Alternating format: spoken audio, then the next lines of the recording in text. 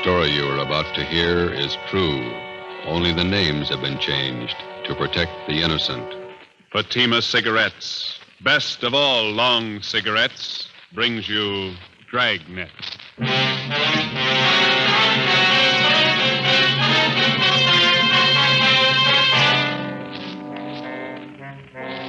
You're a detective sergeant.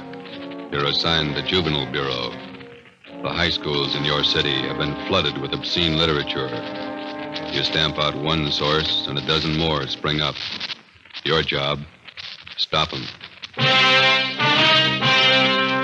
If you want a long cigarette, smoke the best of all long cigarettes. Smoke king-size Fatima.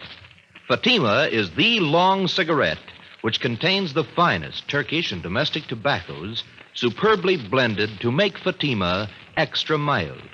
And that's why Fatima has a much different, much better flavor and aroma than any other long cigarette. That's why Fatima has more than doubled its smokers coast to coast. So enjoy Fatima, the best of all long cigarettes. It's wise to smoke extra mild. Fatima. It's wise to smoke extra mild Fatima.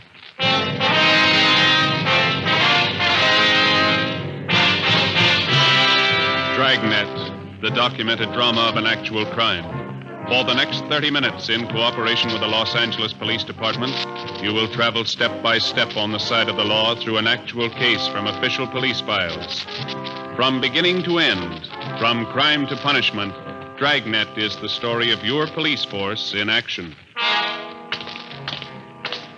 It was Monday, October 21st. It was cool in Los Angeles. We were working the day watch out of Juvenile Bureau. My partner's Ben Romero. The boss is Inspector Lester, commander of the Juvenile Bureau. My name's Friday. It was 10 a.m. when we got to the auditorium of Canfield High School. Stage door.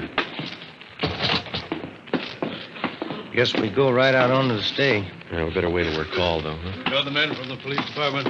Yes, sir. This is Sergeant Romero. My name's Friday. How do you do? How do you do? I'm Paul Fisher, the principal here. Come right out onto the stage and we'll get the meeting started. You all right? Yes, sir. Just have a chair there. Thank you. Is the microphone on? Ladies and gentlemen of the Coordinating Council, members of the Parent Teachers Association. As you know, this meeting has been called for the purpose of discussing ways and means to bring about an end to the distribution of the filthy and obscene books and pamphlets that have been littering every high school campus in the city of Los Angeles. We've tried every means at our disposal to clean this matter up, and they all seem to fail. On the advice of the Coordinating Council and Mrs. Randall to the PTA, we've called in the authorities. Here to discuss the matter with us this morning are two officers connected with the Juvenile Bureau of our police department. Sergeant Romero and Sergeant Friday. And now, may I turn the meeting over to Sergeant Friday of the Los Angeles Police Department. Thank you. Ladies and gentlemen, the only way we're going to get to the bottom of this thing and put a stop to it is to get all the information we can on where this lascivious material is coming from. You people, as parents and teachers of the children who are buying and reading this stuff, might be able to give us some help. So, if it's all right with you, Mr. Fisher, I'd like to hear from some of the people sitting out there, if I may. Certainly. Go right ahead. Thank you. Well, if any of you people have anything to say or any information, any questions, why, we'd be glad to listen to you and do our best to answer your questions. Yes, the lady out there, go right ahead. I'm Mrs. Stein. I know of a place in our neighborhood that has dirty books. I feel sure that that's one of the places where the children are getting this trash. Complaints have been made to the police department, but the man who runs the place has never been arrested. Can you tell me why? Well, ma'am, I think I better make it clear now that there's only one way a police officer can arrest anyone for possession of lewd literature. The officer has to prove that the party who possesses this literature does so for the purpose of selling it. Sometimes that's difficult to prove. Well, I told you I can prove it. You mean you can go to this place and buy a book from him? Well, maybe I couldn't. If I were known. Yes, ma'am, that's just the point. Now, I don't know offhand about the one in your neighborhood, but I can assure you that we've cracked down on hundreds of such peddlers in the past few months. You can see for yourselves that this doesn't put a stop to it. We've got to get to the source. I have a question for you. Yes, sir? My name's Fred Scott. I'm director of the Square Shooters Boys Club. Yes, sir. The point I'm trying to make is, I know the young boys pretty well. With the exception of my boys, 49 in number, I'll wager just about every boy in this high school has one of those books. Or at least he's seen one. Yes, sir. We're aware of that. The point I'm trying to make is, somewhere in the municipal code, there's got to be a law to forbid such things. Yes, sir, there is such a law. Then why isn't it enforced? It is. What does the law say? Well, how do you mean, sir? Well, I mean, what happens when somebody's found guilty of selling these books? What's the penalty? Oh, well, the law states that an offender is liable to fines, a jail term of 6 months, or both. That's not much of a law, is it? Why isn't there a stronger law? Well, I wouldn't know that, sir. The point I'm trying to make is, we need laws with some teeth in them. We have good laws in the state of California for the most part. It's true that we're weak in some cases, but you can say that about most states, I think. Well, you may be satisfied with the laws, but I'm not. I say stronger laws. That's the answer. No, I don't think it is, Mr. Scott. Passing a set of new laws isn't going to make this city a cleaner or a safer place for your boys to grow up in. Laws don't decide how moral a city's going to be. People do. Laws don't mold character in young boys either. The parents and teachers do that. I don't think I know what you're getting at. What do you mean? Well, just this, Mr. Scott. It's our job on the police department to keep filthy junk like these books from falling into youngsters' hands. Yes? Now, on the other side of the fence, the youngster has to be taught to recognize this obscene material for what it is, filth and garbage. And the youngsters have to be taught that in the home, in the school, and the church. Now, if they can be made to understand that the kind of dirt and filth that these books represent, well, that'd be worth more than any new set of laws, wouldn't it? But what about these men that put out the books? The men who sell them? How do you reach them? Through the youngsters. They seem to know the way. The next morning at 8 a.m., after meeting with Inspector Lester of Juvenile Bureau, Ben and I went on stakeout at Canfield High School.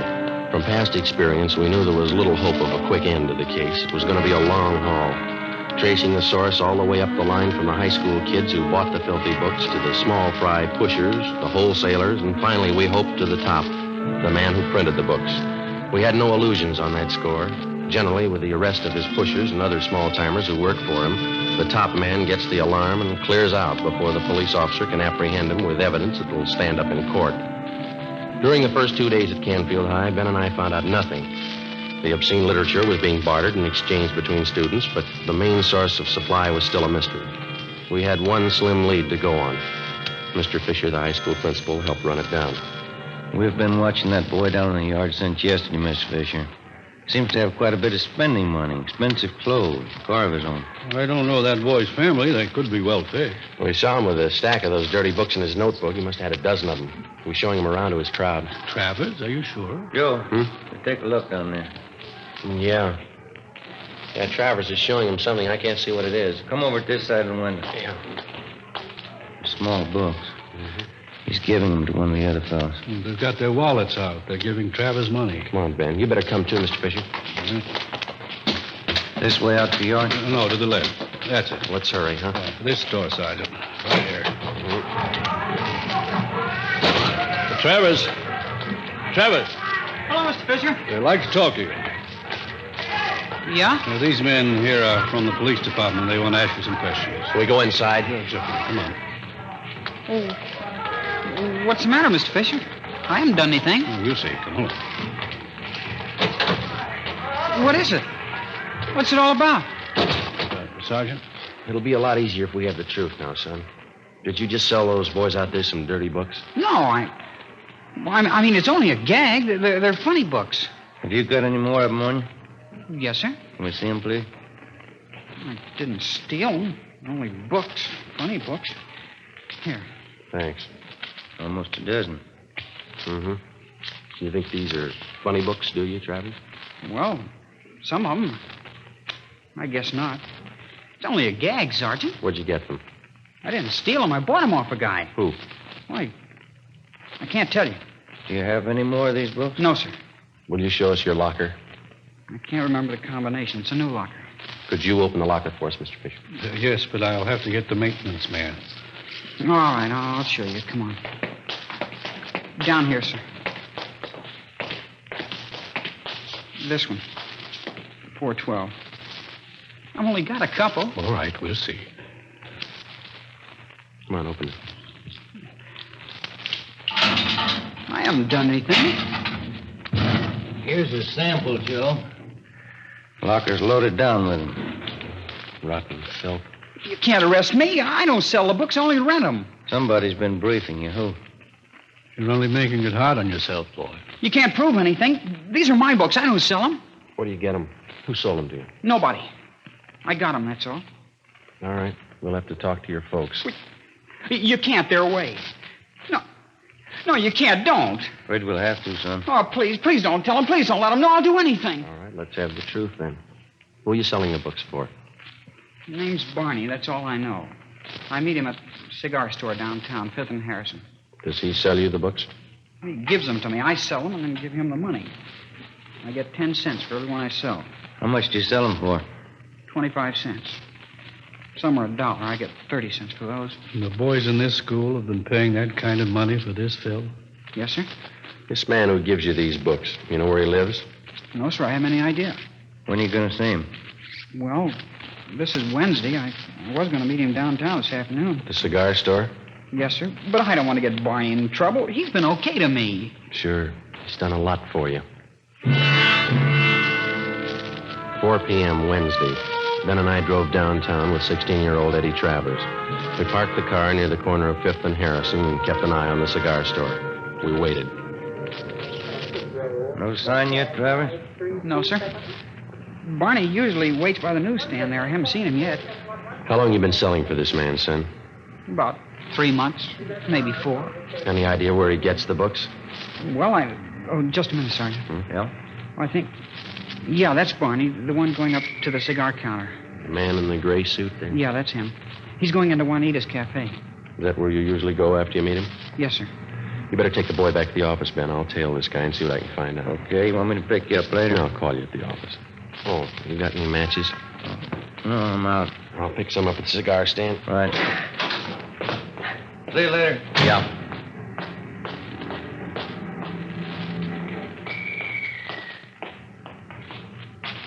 Box of matches. Oh, yeah. And a pack of spearmint, too. All right, sir.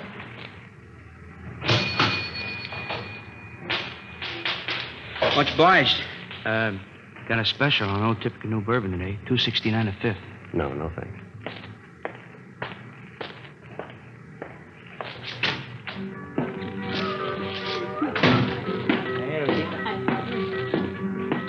Hey, Rosie. Rosie, another tamale when you get time, huh? All right, Barney, go come in.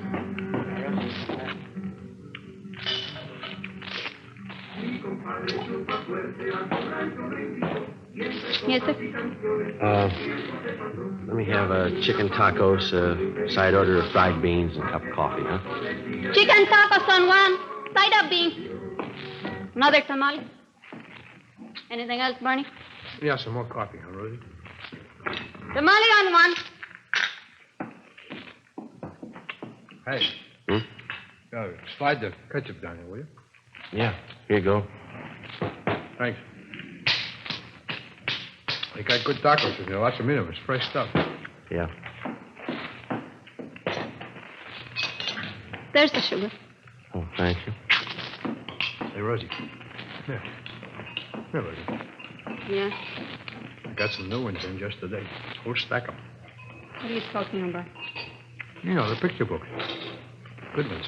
You can make some money on the side. They'd sell good around here. Listen, Barney, I told you once, no. Oh, come on, here. Look them over. These are good ones. I said no, that lousy junk. The next time you bring that stuff in here, I tell the boss, understand? Now eat and get out. Well, that's a real funny day.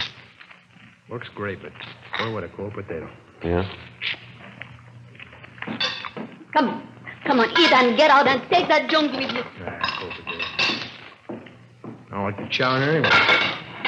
Well, coffee's certainly cold. Yeah. Yep. You probably get a big boot out of these. Take a look. That's pretty good. Yeah, it's good quality stuff. Here. Give me that little book there. Let me show you one. Wait a minute. When I kill you? Man. How about sell me one of them? Okay. 4 bits for the small ones, $1 for the big ones. Wait a minute. Let's see, I got 14 of them out there. Tell you what I'll do. I'll make you a deal. You can have the whole works for $10. Okay. You got any more? Well, you going in business for yourself? No, I got a newsstand out in Riverside. Books, I guess, ought to go fast. I think I can probably handle another $25 worth. Ah. I got the rest of them back at the hotel. Some of them are in color. Yeah? You want to meet me there tonight? Around 7? Where's the hotel? Well, you go straight up 6th Street from here. It's just 1 block on your left. Call the Denver House. I'm in room 337. You going up there now? Well, I was supposed to meet some guy, but... Yeah, we can go now. How about a check, Rosie, huh? Yes. Hey, you'll probably be wanting more of these. I can put you on my mailing list. Okay.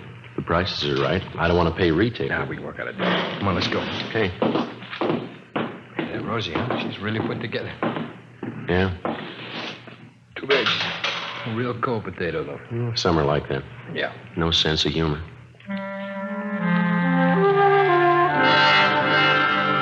We left Juanita's Cafe and walked up Harrison Street to 6th. We turned left and went down 1 block. It was 5 minutes to 5 when we got to Barney's room in the Denver house, number 337.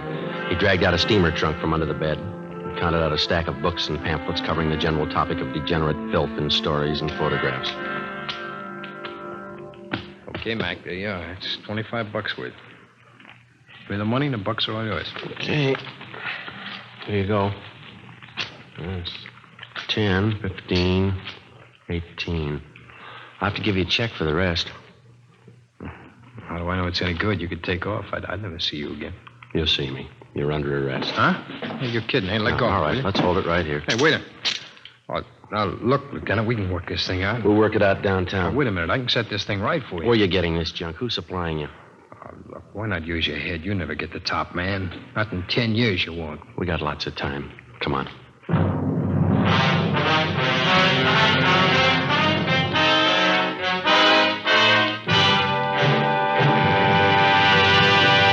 You are listening to Dragnet, the case history of a police investigation presented in the public interest by Fatima Cigarettes. If you smoke a long cigarette, it will be in your interest to listen to a typical case history of a Fatima smoker. It's the case of Mr. Joseph G. Hertzberg, city editor of one of New York's great newspapers, and this is his actual signed statement. I recommend Fatimas to anyone who likes a king-size cigarette. In my business, the long hours really put smoking to the test. Working overtime means smoking overtime, and that has sold me on Fatimas. No matter how often I light up, Fatima gives me an extra mild smoke. And Fatima flavor, it's much better every time. I found out it's wise to smoke extra mild Fatima. And more smokers are discovering this every day. Actual figures show Fatima has more than doubled its smokers coast to coast. So enjoy Fatima yourself. The long cigarette, which contains the finest Turkish and domestic tobaccos, superbly blended to make it extra mild. You will prefer Fatima's much different, much better flavor. You will agree. It's wise to smoke extra mild. Fatima. It's wise to smoke extra mild Fatima. The best of all long cigarettes. The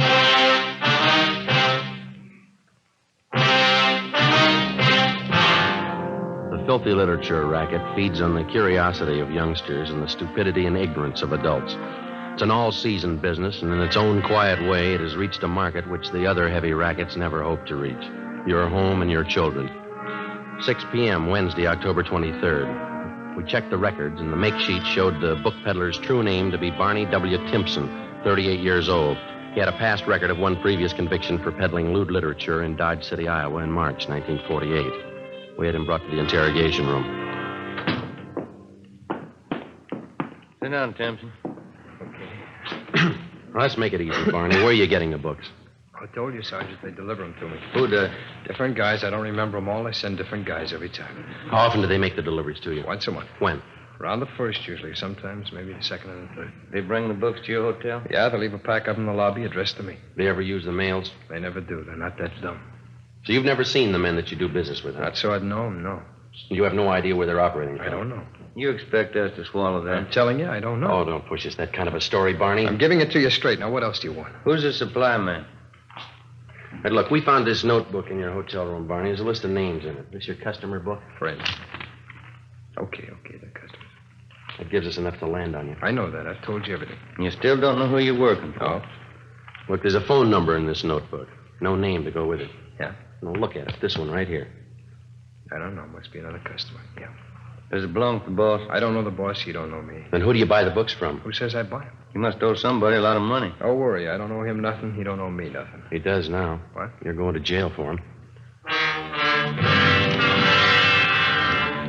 Barney Timpson was booked into Central Jail for violation of the Penal Code, Section 311.3. We contacted the telephone company, and they traced the extra phone number in Timpson's notebook to a private residence on Wonderview Drive in Laurel Canyon. A detail of men was assigned to stake out on the place. During the next week, mainly from information obtained from Barney Timpson's customers, 7 other peddlers of obscene books and pamphlets were taken into custody and questioned. 5 of the 7 told us they picked up their supply of books from the Laurel Canyon address. We moved in on the place and found thousands of lewd books and pamphlets stored in the garage. 3 men on the premises were taken into custody. They identified themselves as John Alexander, George Kelleher, and Raymond Kester. We brought them downtown and interrogated them for 2 hours. They refused to admit anything. They were booked in, but by noon their lawyers arrived and they were released on writs of habeas corpus. 2 p.m. Ben and I met with Inspector Lester of Juvenile Bureau. Just had a call from the men on stakeout at the Laurel Canyon place. They've just been over the garage where the books are stored. They get anything, Skipper? A couple of things. Might be fair leads. What's that? 3 stacks of books they found were wrapped in proof letterheads from the Havenbrook Hotel. Yeah? We checked with the hotel. They get all their printing done at Rudolph Brothers, place out in West L.A. That name's not familiar to me. It's a big layout. Their specialty is religious books, Bible, things like that. That doesn't add. Not so sure. How do you mean? Be a perfect cover for the racket. Printing the Bible one day and a flock of filthy books the next. Could be the setup. What kind of a name does this Rudolph's place have around town? They've been here long? 50 years. Good reputation. Well, we could give it a look. Where's the place? On West 3rd, just below Athens Street. All right. Check the place over, but don't make them suspicious. If there's anything wrong, no use tipping until we're ready to move. Right, Skipper. They got to reach the presses turning out this junk and choke off the supply where it starts. Do that and we got it beat. Right. Just a minute. Juvenile Bureau, let's do. Yes, Adam. Down where? Okay, they'll be right out. Gross and Pacelli, they spotted one of the delivery cars. Where? Downtown. They followed it out to West L.A. Yeah? Rudolph's printing shop. 4 p.m. Ben and I, together with 2 other men from Juvenile Bureau, drove out Beverly Boulevard to Athens Street and then down 1 block to the corner of West 3rd, where we picked up Gross and Pacelli on stakeout. The Rudolph Brothers Printing Company covered almost half a square block on the corner of West 3rd and Athens. The front of the plant had display windows featuring expensive leather-bound Bibles and other religious literature. While the other men remained on stakeout, Ben and I crossed the street and entered the plant. We introduced ourselves to the clerk in charge as potential wholesale customers, and we asked to be shown around the shop. It was more than obliging. I'd be happy to show you our plant, gentlemen. The most modern religious publication company in the West. That's our claim. Oh, would you step this way, please? Thank you.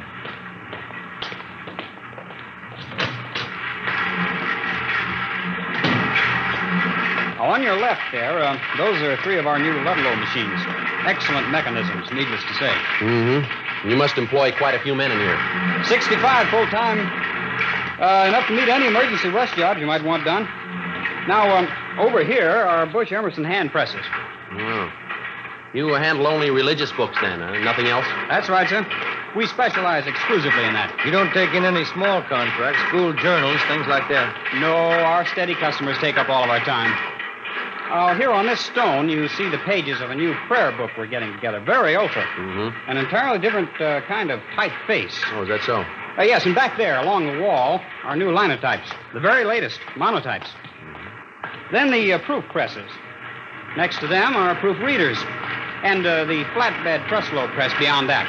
Seems like lots of activity. Business is pretty good, I guess, huh? Oh, yes, we're kept pretty busy. Quality printing is always in demand. Yeah. Well, thanks very much for showing us around. Not at all, gentlemen. Anytime. Here, this way out. All right. I'll get you one of my cards here. There you are. Oh, thank you. And when you're ready to do business, why, just give me a call. I'd be glad to take care of you. All right, sir, thanks. We'll do that. Good afternoon, gentlemen. Goodbye. All right. What do you think? You got me. Nothing out of place. Yeah, whatever system they're using, they got it down pat. Bibles, prayer books, church announcement. That's all I saw. Hey, Ben, look. That man getting out of that car going into Rudolph's there? Alexander, the guy we picked up this morning out in Laurel Canyon. Yeah. Printing plant continued. 6 p.m. The lights in the display windows went out. The shades were drawn. We watched the employees leave. 6:30 p.m. The lights in the plant were still burning. Gross went down to the corner and picked up some hot dogs and coffee for our dinner. We ate in the car. 7:30 p.m. A black Cadillac convertible pulled up across the street. 2 men got out and let themselves in through the front door. We waited. Between 7:30 and 8 p.m., we counted 21 men entering the plant. That printing press is starting up. Okay, let's move. Hey, Gross, you and Pacelli want to go through the back, and Ben and I will take the front. Right, let's go, Mike. Come on. It's a neat setup. I had it all figured. Yeah, you didn't spot any side entrances, did you? No. Here we are. Can you try the door? Yeah, it's no good. All right.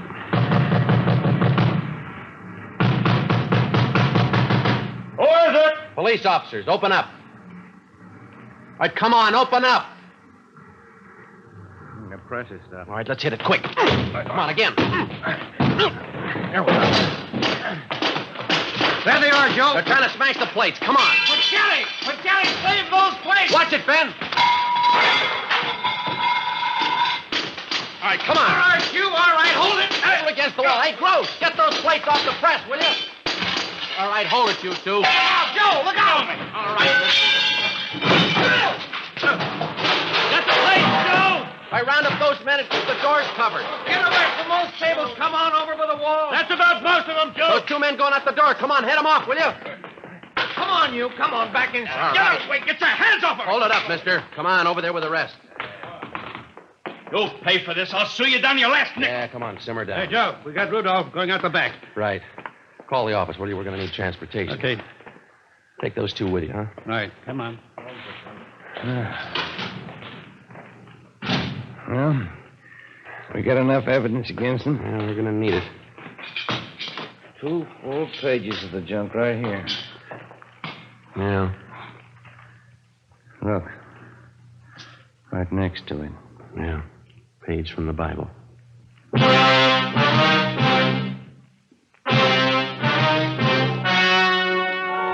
The story you have just heard was true. Only the names were changed to protect the innocent. On January 9th, trial was held in Superior Court, Department 94, City and County of Los Angeles, State of California. In a moment, the results of that trial. It's amazing how many long cigarette smokers are changing to Fatima. Here is the actual report. From coast to coast, king-size Fatima has more than doubled its smokers. Yes, more and more smokers every day are discovering that Fatima is the best of all long cigarettes. Long cigarette smokers find Fatima has a much different, much better flavor and aroma. Long cigarette smokers find that Fatima is extra mild because it's the long cigarette which contains the finest Turkish and domestic tobaccos superbly blended to make it extra mild. So enjoy extra mild Fatima. Best of all long cigarettes. It's wise to smoke extra mild Fatima. It's wise to smoke extra mild Fatima.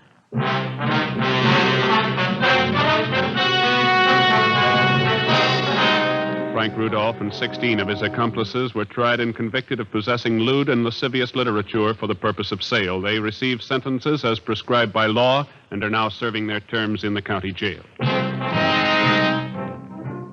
Remember this Saturday, because that means Dimension X on NBC.